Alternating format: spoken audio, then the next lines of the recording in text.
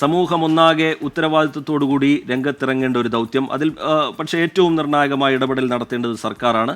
സർക്കാരിൻ്റെ ഭാഗത്തു നിന്ന് അനുകൂലമായ രീതിയിൽ, പോസിറ്റീവായ രീതിയിൽ ഈ റിപ്പോർട്ടിനെ കാണുന്നു, ഇടപെടൽ ഉണ്ടാവുന്നു. അരുൺ രാജ്.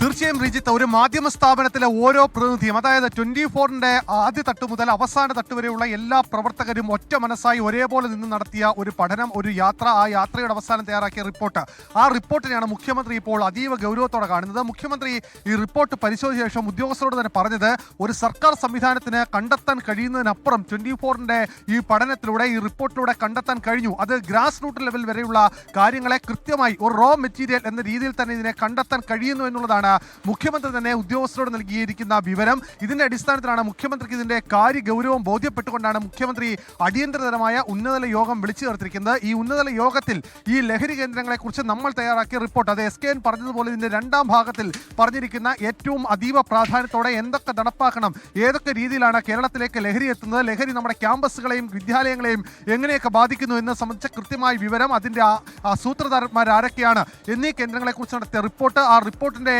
കൃത്യമായ ഒരു പ്രതിഫലനം എങ്ങനെ ഉണ്ടാകണം, ഏതൊക്കെ രീതിയിലാണ് സർക്കാരിനകത്ത് ഇടപെടാൻ കഴിയുക, ഉദ്യോഗസ്ഥ സംവിധാനത്തിന് ഏതൊക്കെ രീതിയിൽ ഇടപെടാൻ കഴിയും, പോലീസിനെയും എക്സൈസിനെയും ഫലപ്രദമായി എങ്ങനെ ഉപയോഗിക്കാൻ കഴിയും എന്നതിനെക്കുറിച്ചായിരിക്കും ഈ യോഗത്തിൽ എന്തായാലും നിർദ്ദേശവും തീരുമാനവും എല്ലാം തന്നെ ഉണ്ടാവുക. മുഖ്യമന്ത്രി വളരെ ഗൗരവത്തോടെ, വളരെ ആത്യന്തികമായി ഇത് പഠിച്ച ശേഷമാണ് അദ്ദേഹം ഇതുമായി ബന്ധപ്പെട്ട് ഉദ്യോഗസ്ഥരെ വിളിച്ചു ചേർക്കാൻ തീരുമാനിച്ചത് എന്നുള്ളതാണ് മുഖ്യമന്ത്രിയുമായി അടുത്ത വൃത്തങ്ങൾ നൽകുന്ന വിവരം. നേരത്തെ SKN പറഞ്ഞതുപോലെ ഇക്കാര്യത്തിൽ സർക്കാരിനെ മുക്തകണ്ഠം പ്രശംസിക്കേണ്ട കാര്യം തന്നെയാണ്. കാരണം ഒരു മാധ്യമ സ്ഥാപനം നൽകിയ റിപ്പോർട്ട് ഒരുപക്ഷെ അദ്ദേഹത്തിന് വേണമെങ്കിൽ പല രീതിയിൽ അത് ആ റിപ്പോർട്ടിനെ പരിഗണിക്കാമായിരുന്നു. ശരി, അരുൺ രാജ് വിവരങ്ങൾ നൽകുകയായിരുന്നു.